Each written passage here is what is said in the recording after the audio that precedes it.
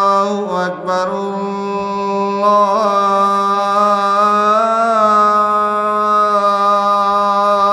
الله أكبر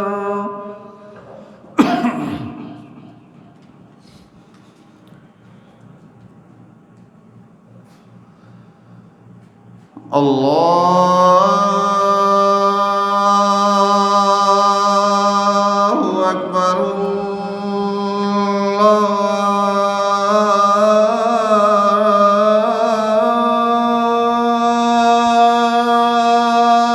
الله أكبر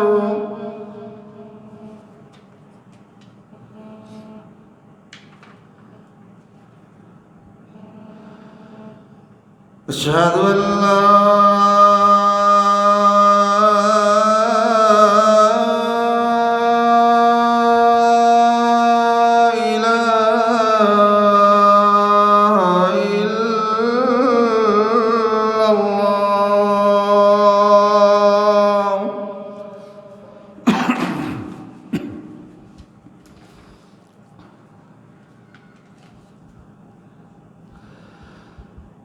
أشهد أن لا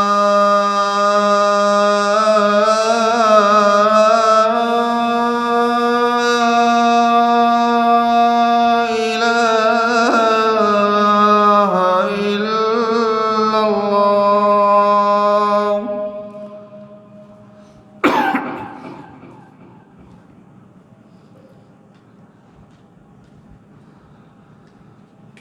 أشهد أن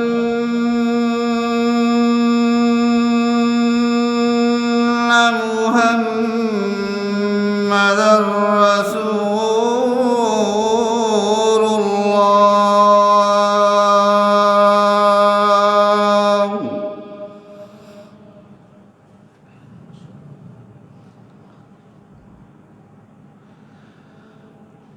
أشهد أن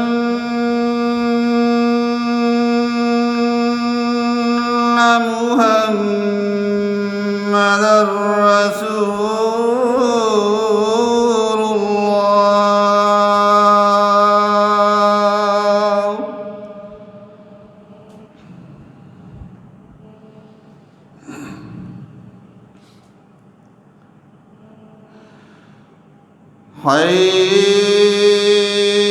حي على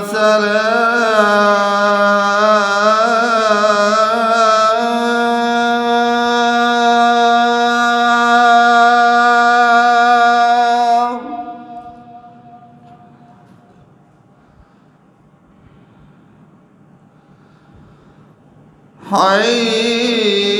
حي على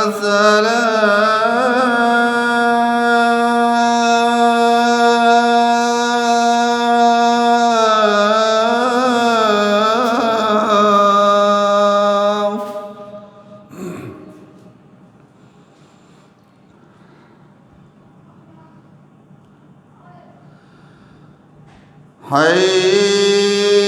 حي على الفلاح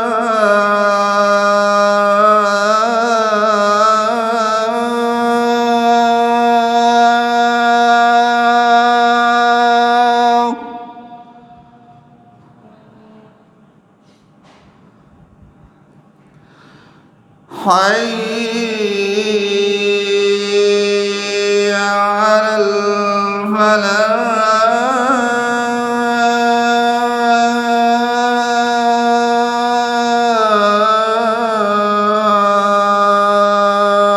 الفلاح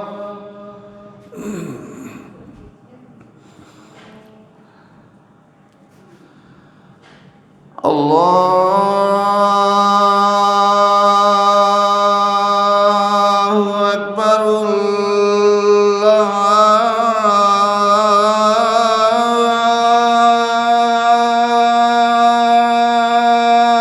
الله أكبر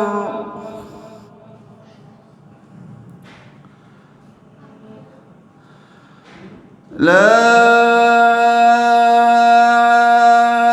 إله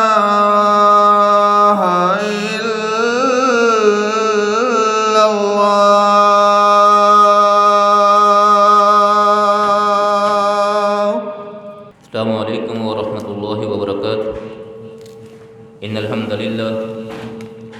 الحمد لله نحمده ونستعينه ونستغفره ونؤمن به ونتوكل عليه ونعوذ بالله من شرور أنفسنا من سيئات أعمالنا من يهده الله فلا مضل له ومن يضلله فلا هادي له ونشهد أن لا إله إلا الله ونشهد أن محمدا عبده ورسوله يا أيها الذين آمنوا اتقوا الله حق تقاته ولا تموتن إلا وأنتم مسلمون يا أيها الناس اتقوا ربكم الذي خلقكم من نفس واحدة وخلق منها زوجها وبث منهما رجالا كثيرا ونساء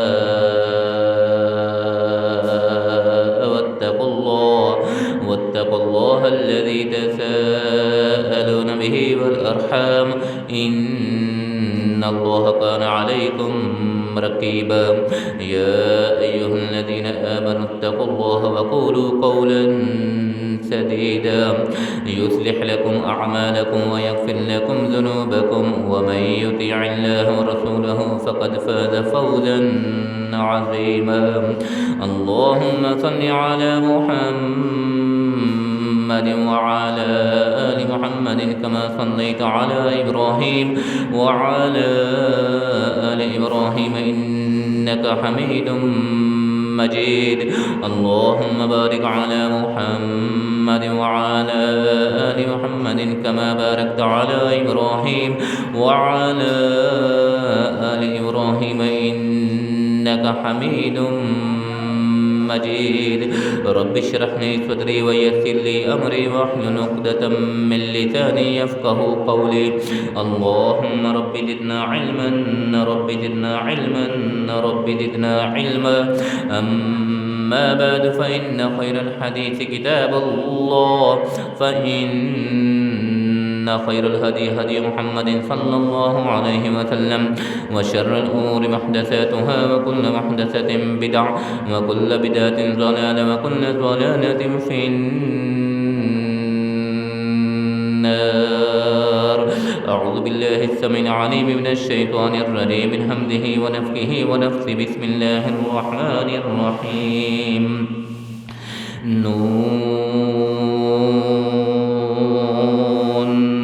والقلم وما يسطرون ما أنت بنعمة ربك بمجنون وإن لك لأجرا غير ممنون وإنك لعلى خلق عظيم وقوله الآخر وليعفوا وليصفحوا ألا تحبون أن يغفر الله لكم صدق اللہ العظیم وصدق رسولہ النبی الکریم ہر قسم کی حمد و ثنا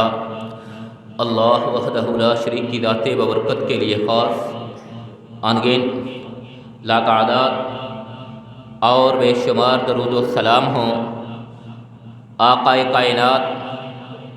سرور کائنات امام کائنات امامنا فی الدنیا و امامنا فی الآخرہ جناب محمد الرسول اللہ صلی اللہ علیہ وسلم کی ذات گرامی پہ بعد حمد و ثنا حضرات سامعین مکرم سورہ قلم کی ابتدائی آیات اور سورہ نور کی ایک آیت کا مختصر سا ٹکڑا آپ نے سماعت فرمایا ان دونوں مقامات میں اللہ ذو الجلال والاکرام آقائے دو جہاں جناب محمد الرسول اللہ صلی اللہ علیہ وسلم کے اوصاف حمیدہ کا تذکرہ فرما رہے اور سرور کائنات علیہ الصلاۃ والسلام کے اوصاف کا تذکرہ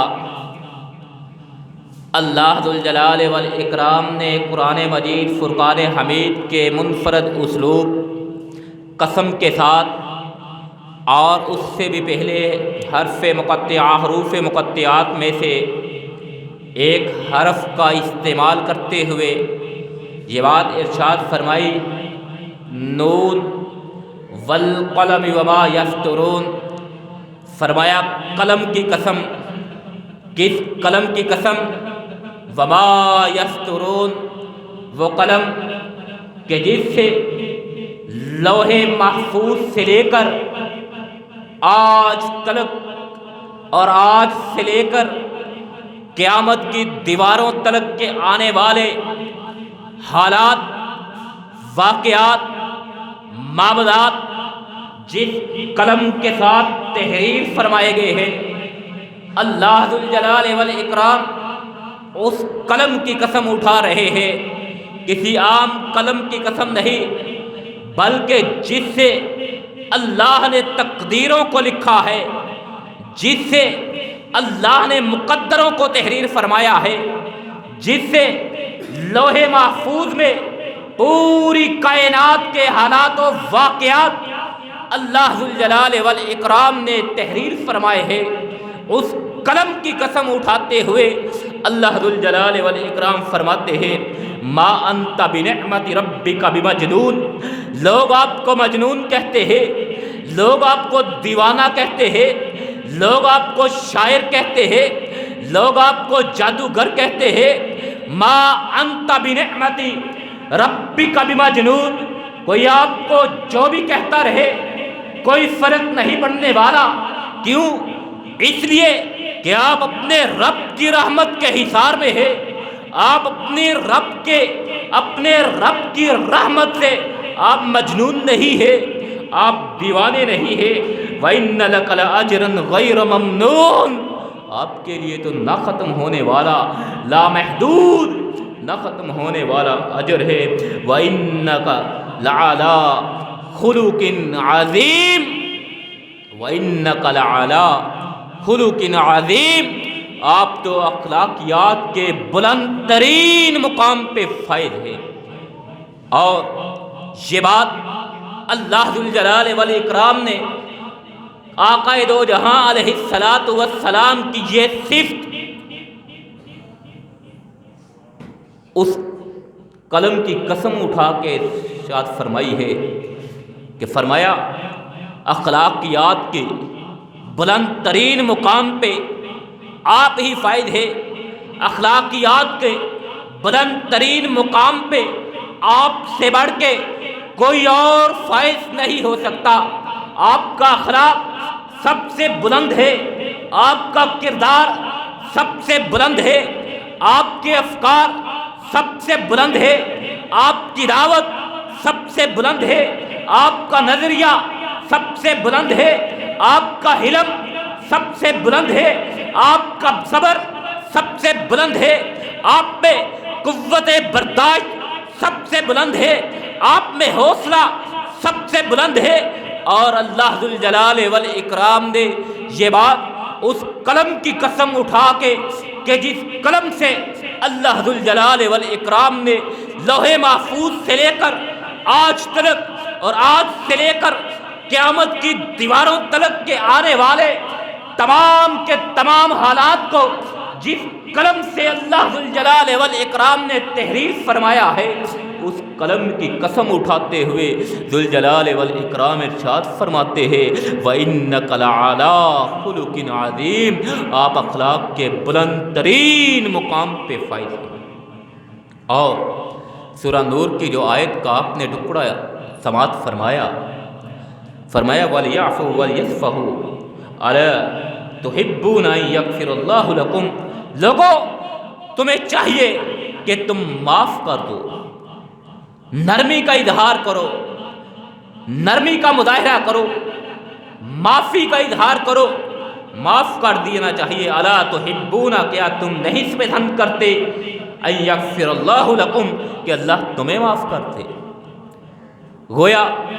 تم نرمی کا اظہار کرو گے، اللہ تمہارے ساتھ نرمی کا معاملہ کرے گا۔ تم لوگوں کو معاف کرو گے، اللہ تجھے معاف کرے گا۔ تم لوگوں کے لیے نرمی پیدا کرو گے، اللہ ذوالجلال والاکرام تمہارے لیے نرمی کے معاملات فرمائے گا۔ تم لوگوں کو، اپنے دشمنوں کو تم معاف کرو گے، اپنے آپ کو، تم اپنے کو تکلیف دینے والوں کو، اپنے کو دکھ پہنچانے والوں کو تم معاف کرو گے، اس کے بدلے اللہ ذوالجلال والاکرام تمہیں معاف کرے۔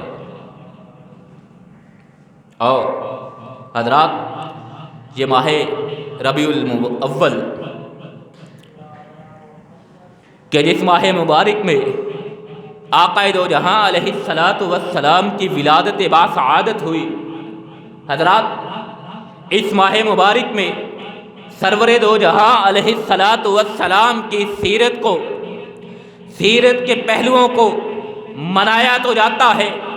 آقا دو جہاں علیہ السلام سے اظہار محبت کیا جاتا ہے، اپنے ایمان کو جلا بخشنے کی کوشش کرتے ہوئے سرور کائنات علیہ السلام سے محبت کا اظہار، عقیدت کا اظہار،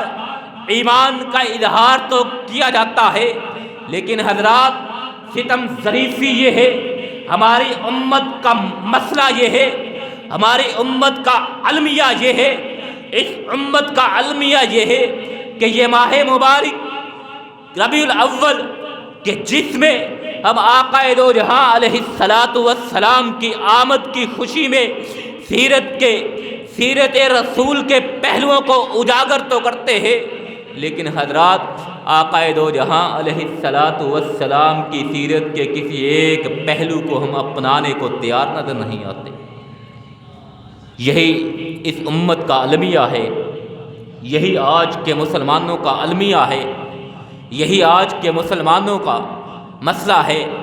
کہ حضرات ربیع الاول کی آمد کے ساتھ ہی ایک خوشی کی فضا قائم ہو جاتی ہے، ہر طرف درود و سلام کی فضائیں قائم ہو جاتی ہے، فضاؤں میں درود و سلام کی گونج اٹھتی ہے، آقا دو جہاں علیہ السلام سے اظہار محبت، اظہار عقیدت کے فلک شگاف نعرے بھی لگائے جاتے ہیں، حضرات خوشی بھی منائی جاتی ہے، میلاد بھی منایا جاتا ہے، جشن بھی منایا جاتا ہے، سب کچھ کیا جاتا ہے۔ اگر نہیں کیا جاتا، سرور کائنات علیہ السلام کی سنت پہ عمل نہیں کیا جاتا، اگر نہیں کیا جاتا آقا دو جہاں علیہ السلام کی سیرت کو اپنایا نہیں جاتا، اور یہی سب سے بڑا المیہ ہے، یہی سب سے بڑا مسئلہ ہے اس امت کا کہ وہ رسول رحمت کہ جن کی آمد اللہ ذوالجلال والاکرام کا احسان عظیم ہے، وہ نبی مکرم کہ جن کا نام اللہ کے نام کے بعد سب سے بلند ہے، جن کا اخلاق اللہ قسمیں اٹھاتے ہوئے ارشاد فرما رہا ہے سب سے بلند ہے، جن کا کردار سب سے پاکیزہ ہے، جن کی سیرت ساری انسانیت کے لیے رشد و ہدایت کا سما ہے، جن کی سیرت، جن کی زندگی، جن کا اسوہ حسنہ پوری انسانیت کے لیے ہدایت کا منبع ہے۔ حضرات آج ہم ربیع الاول کے مہینے میں عقیدتوں کا اظہار کر دیتے ہیں، محبتوں کا اظہار کر دیتے ہیں، عشق کے فلک شگاف نعرے لگا دیتے ہیں، میلاد منا لیتے ہیں، جشن منا لیتے ہیں، عید کا دن بنا لیتے ہیں، لیکن کائنات کے رب کی قسم حضرات آج ہم اپنے پیارے پیغمبر جناب محمد الرسول اللہ صلی اللہ علیہ وسلم کی سیرت کو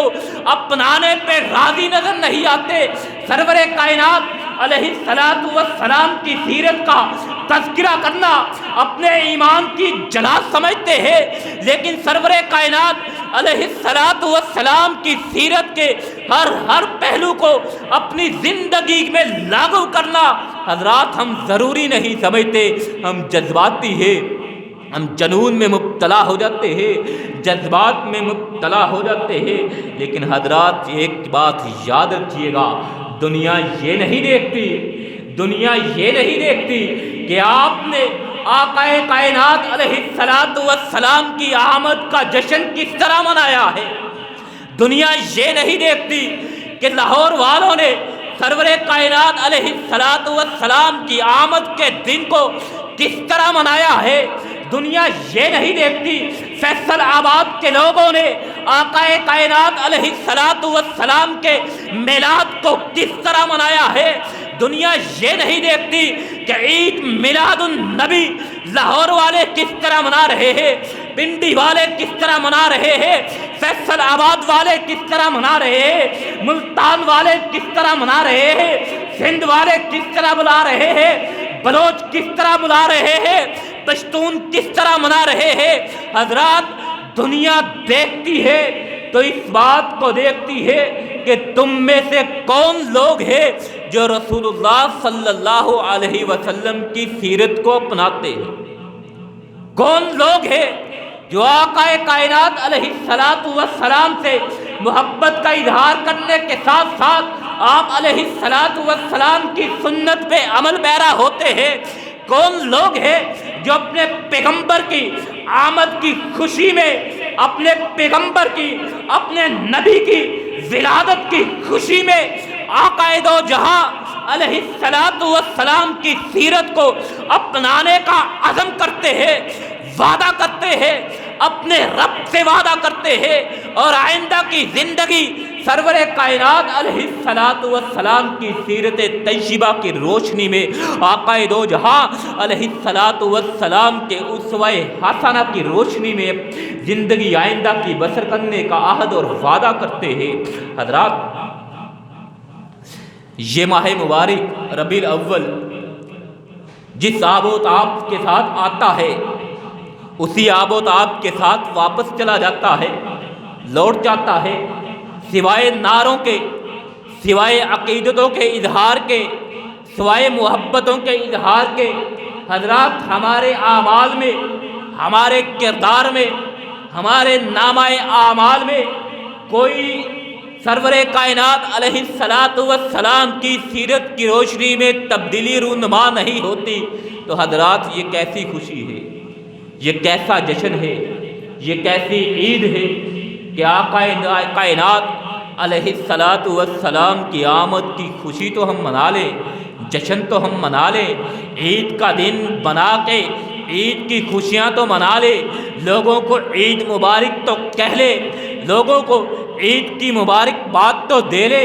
لیکن سرور کائنات علیہ السلام کی سیرت کو اپنانے میں، آقا دو جہاں علیہ السلام کی سنت کو اپنانے پہ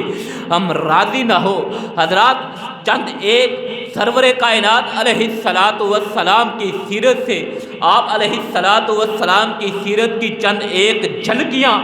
آپ کے گوش گزار کر کے نماز جمعہ ادا کرتے ہیں۔ سرور کائنات علیہ السلام کی سیرت کا ایک بہت بڑا پہلو وہ آقا دو جہاں علیہ السلام کا حلم تھا، حلم، برداشت، نرمی، شگفتہ مزاجی سرور کائنات علیہ السلام کی سیرت میں بالکل واضح ہے۔ اور آج کا امتی، آج کا محب رسول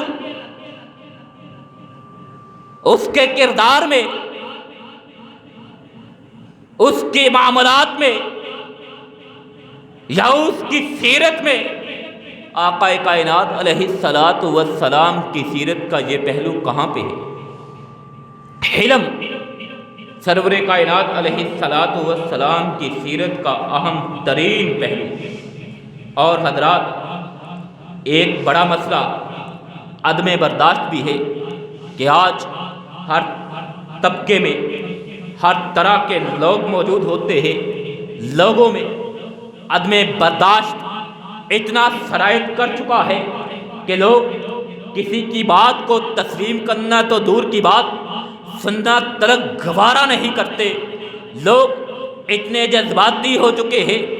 اتنے جنونی ہو چکے ہیں کہ سرور کائنات علیہ السلام کی اندھی عقیدت میں اندھی محبت میں، عدم برداشت میں اتنے مبتلا ہو چکے ہیں کہ معاملے کی حقیقت کو سمجھنا بھی گوارا نہیں کرتے۔ حضرات، کل اور پرسوں کا واقعہ آپ کے سامنے ہے۔ جوہر آباد میں، خوشاب میں ایک موحد شخص کو، اللہ کی ربوبیت پہ ایمان لانے والے کو، توحید کے تقاضوں کو پورا کرنے والے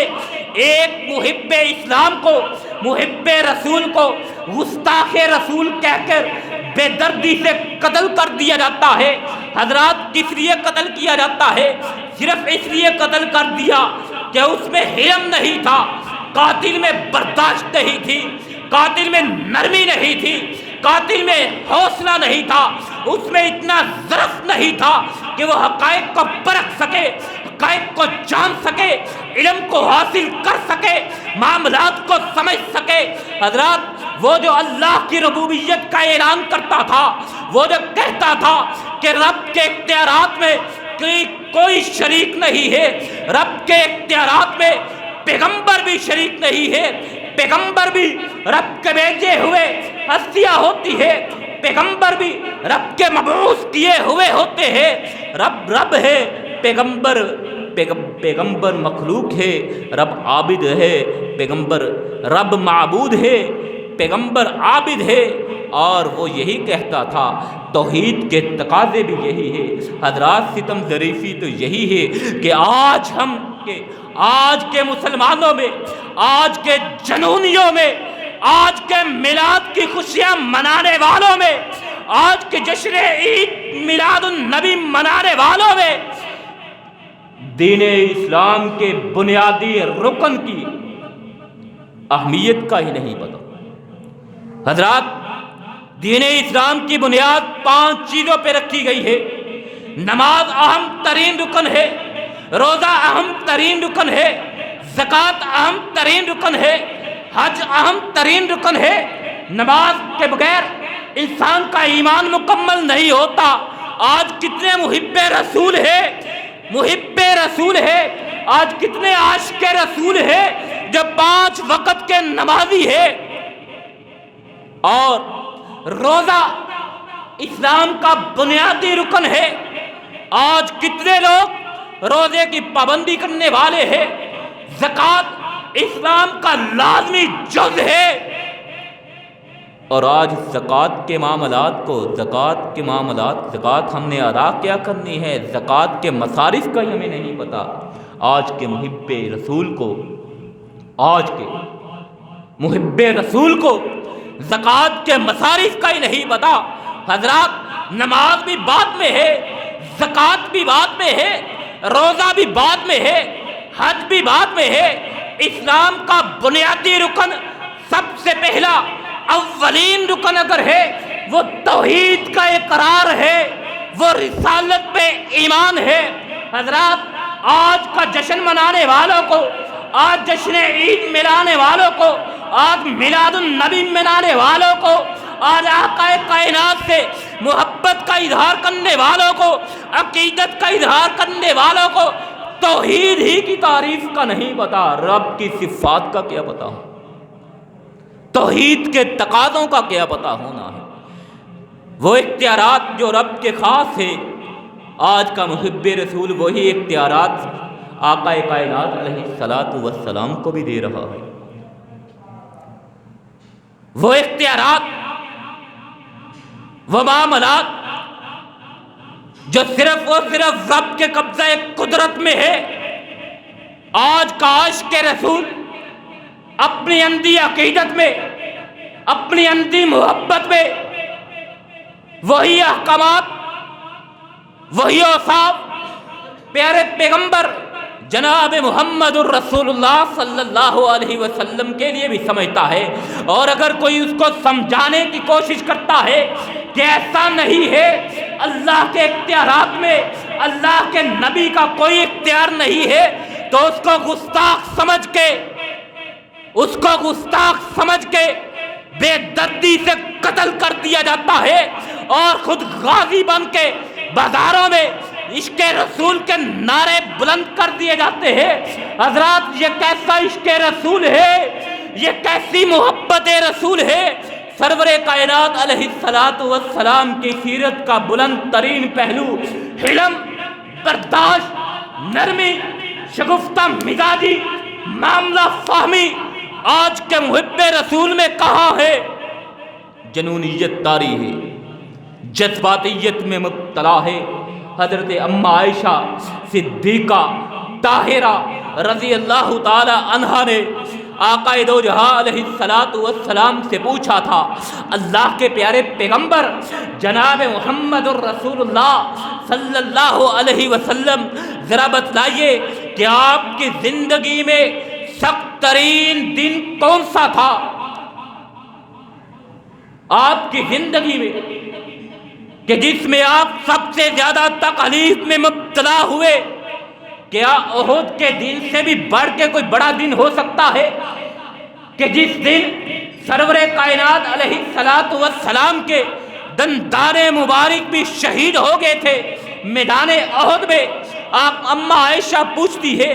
آقا کائنات ذرا بتلائیے کہ احد کے دن کے علاوہ بھی کوئی آپ کی زندگی میں سخت ترین دن ہے؟ فرمایا ہاں عائشہ ہے۔ کون سا دن ہے؟ طائف کا دن ہے۔ وہ دن کہ جس دن میں وادی طائف میں گیا تھا۔ حضرات وقت تنگ دامنی کا شکوہ کر رہا ہے، وقت کم ہے، وگرنہ میں طائف کے حالات آپ کے سامنے رکھتا۔ کون نہیں جانتا طائف میں، طائف کی وادی میں سرور کائنات علیہ الصلوۃ والسلام پہ کتنے ظلم ڈھائے گئے تھے، کتنے ستم ڈھائے گئے تھے۔ سرور کائنات علیہ الصلوۃ والسلام کے لیے چلنا تو دور کی بات، اٹھ کھڑا ہونا ناممکن ہو چکا تھا۔ آقا کائنات علیہ الصلوۃ والسلام بے ہوش ہو چکے تھے۔ سرور کائنات علیہ الصلوۃ والسلام پہ اتنا ظلم ڈھایا گیا، اتنے ستم کیے گئے، اتنے پتھر برسائے گئے، جوتا مبارک خون سے بھر گیا تھا۔ حضرات اس سے بڑھ کے ستم اور کون سا ہو سکتا ہے؟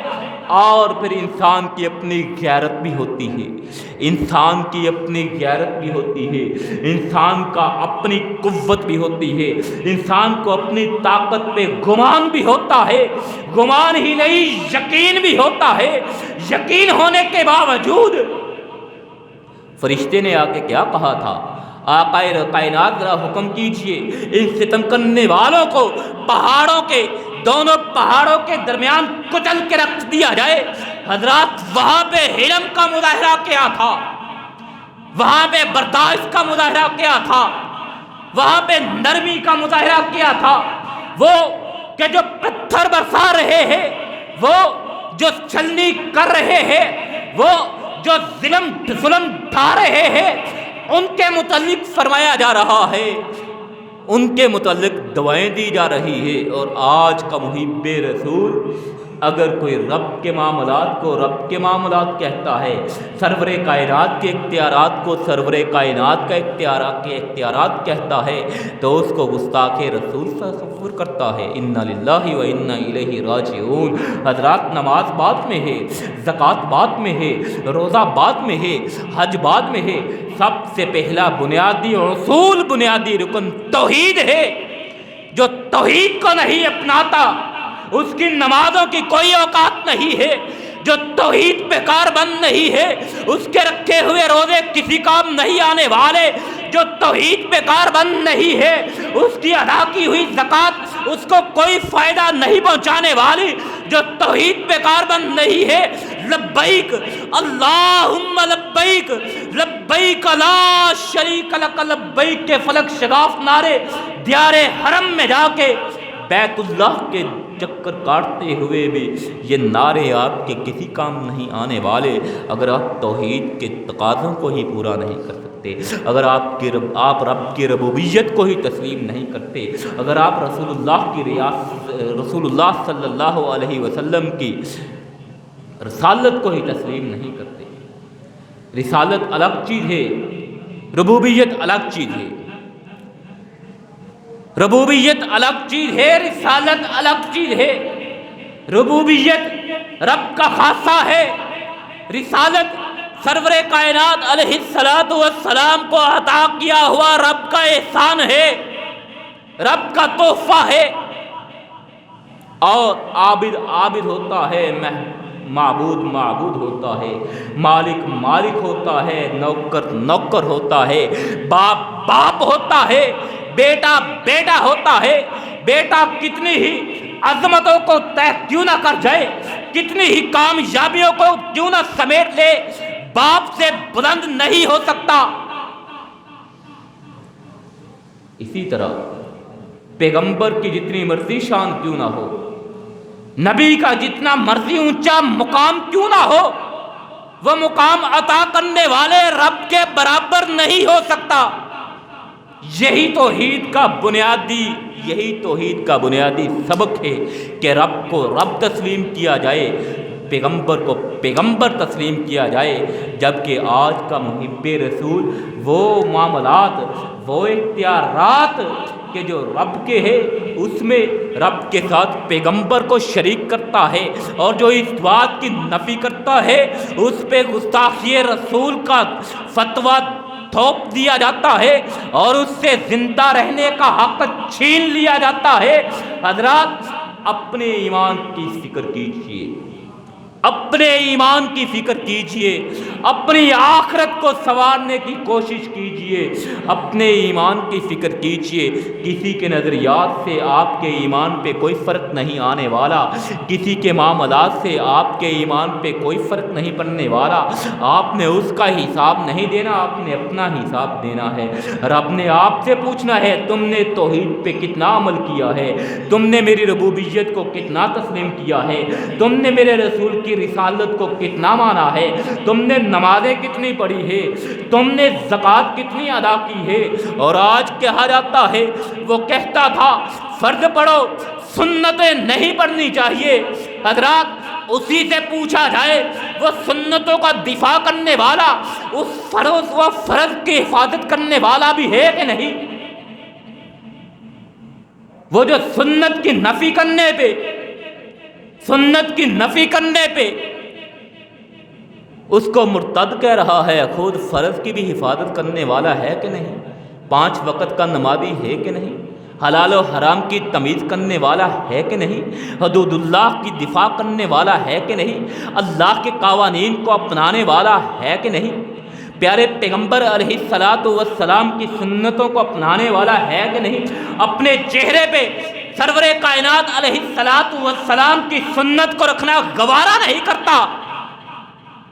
اور چلا ہے سنتوں کا دفاع کرنے۔ حضرات، اللہ ذوالجلال والاکرام سے دعا کیجئے، اللہ ذوالجلال والاکرام زندگی عطا فرمائے، ایمان والی سلامتی والی عطا فرمائے، خاتمہ کرے اللہ ذوالجلال والاکرام خاتمہ بالاسلام، خاتمہ بالایمان عطا فرمائے۔ آقا دو جہاں علیہ السلام کی سیرت کے مطابق ربیع الاول کے مہینے کا سب سے بڑا میسج، سب